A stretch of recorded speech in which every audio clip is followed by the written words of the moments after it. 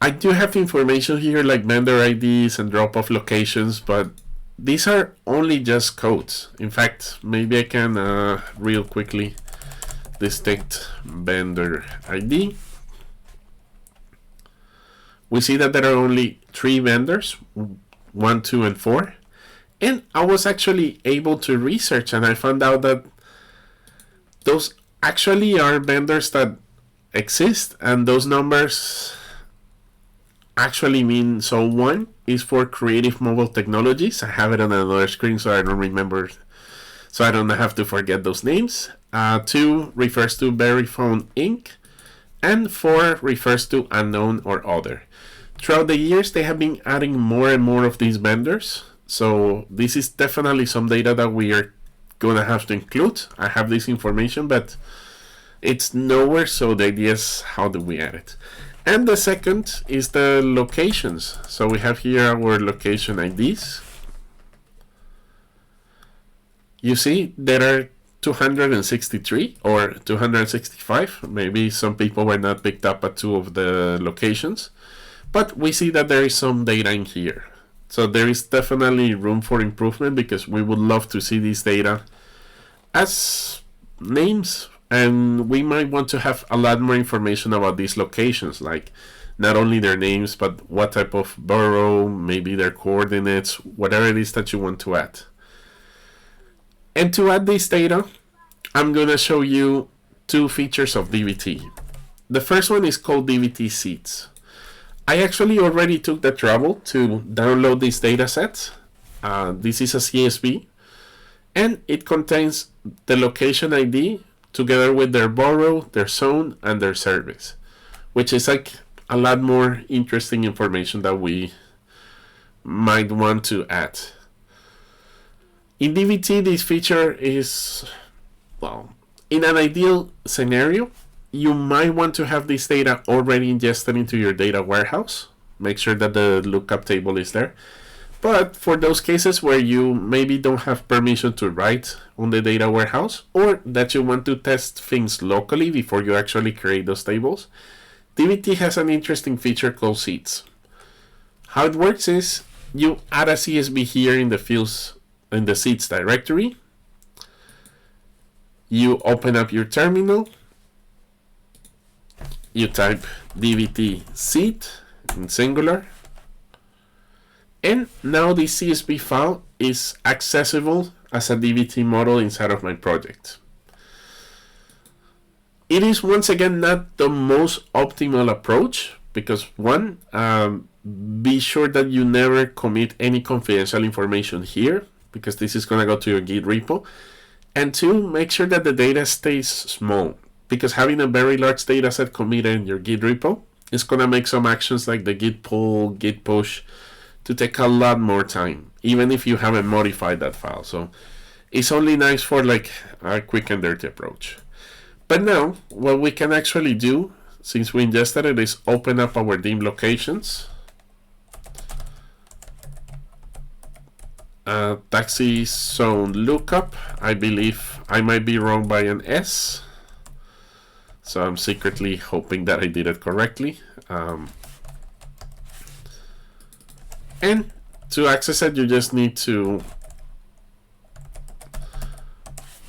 Is it? Yeah, taxi zone lookup. Perfect. I'm just following exactly the same name. Let's make sure that it worked. And yeah, I'm able to query it, which is nice. Now, I didn't have to create an additional model. I could have just simply typed this into anywhere, and I could have done it, but I still think it's nice to have a proper dim locations, or maybe even better named would be a dim zones. Let's rename it, because in here we can expand with new attributes. We can very immediately rename. For example, I'm not a huge fan of this location ID, so I'm gonna do location ID as location ID, borrow zone service from taxi lookup zone, and then renamed. Let's see. And that's perfect. With this, we have the first dimension table in our marts done. Now let's do here the vendors one. Now for this one, I'm going to import the union trips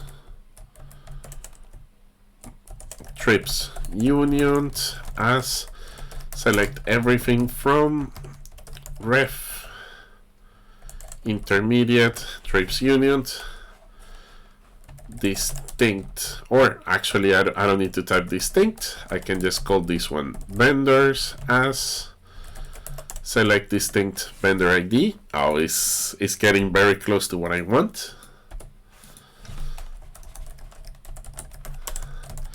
From vendors, let's see if this works. It should.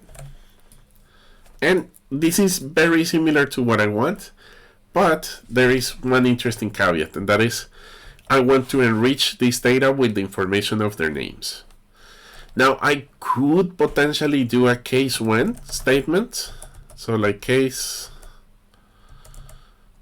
perfect. Let's do, I never like, if I can, I prefer not to type an else clause, but rather like to make it very explicit, like here. And this could potentially work. This is not per se a terrible solution, it's giving us the result, but it does have one interesting problem, and that is, what if a new vendor comes or a vendor decides to go for a different name, there is something along those lines. It's very unintuitive that I have to open up this file and then continue adding like cases and cases and cases. That's not a very good approach. Like eventually people are gonna forget this. What if I need this exact same calculation somewhere else in the process a bit earlier? This is generally not a very clean approach. For this, DBT has a feature called macros. Now, macros, I think they're akin to Python functions. We're gonna create one. And I'm gonna call this get vendor names. Macros are just simply SQL files.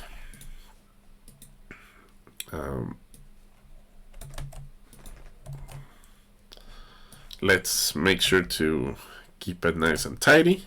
Perfect. They're just, and let's delete this part here for a second. Okay. What macros allow you to do is to take snippets of SQL code and turn them into something similar to a Python function. Now for this you do have to add some brackets, which once again we're gonna talk a little bit more about this. Perfect. We're gonna talk a little bit more about these brackets and some of the options in a future video. So for now, please ignore them. Don't worry too much about the syntax. But what we're trying to accomplish now is to add the keyword here macro, give it a name, which this name is up to me. And in here, I type vendor ID. And now, as maybe for those of you familiar with Python or programming are already getting, what's going to happen here is I'm going to turn this into a function that I can call in multiple places, and I'm going to allow people to pass values here. So here I do have to replace this by, so like simply add some brackets. Now that our macro is complete and looking good, we can simply go back to our dimension vendors table and we can call that macro. Now, I think autocomplete got it mostly right, but indeed, I actually need to call the name of the column, which in this case is also vendor ID. And now when we try to run this whole model, we're gonna see something interesting. It works, but when I type here to see the SQL, I'm gonna notice that it kind of looks like if I typed this SQL directly here, but it's actually just a Jinja reference. This is a very nice solution because one, I can reuse this code snippet in multiple places without copying it. And if something changes, like in the vendor landscape, then I know that I can just simply go to the macro and modify something here. Now, the last part that I want you to do, and this one is indeed going to be a homework, is going to be to finish here the fact trips. Now, what exactly are we looking forward to getting from these fact trips? This is perfect. Here are the requirements. First, 1 row per trip. Doesn't matter if yellow or green. Add a primary key. Trip ID. It has to be unique.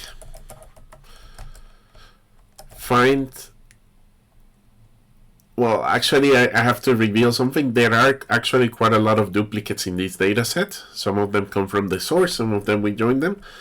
I think find all the duplicates. Well, maybe simple is understand why they happen and fix them. Finally, there are a couple of columns that are currently missing a description. Let me show you what I mean. So here, when I show you this, for example, payment type is currently a number. It's either 1, 2, or 3.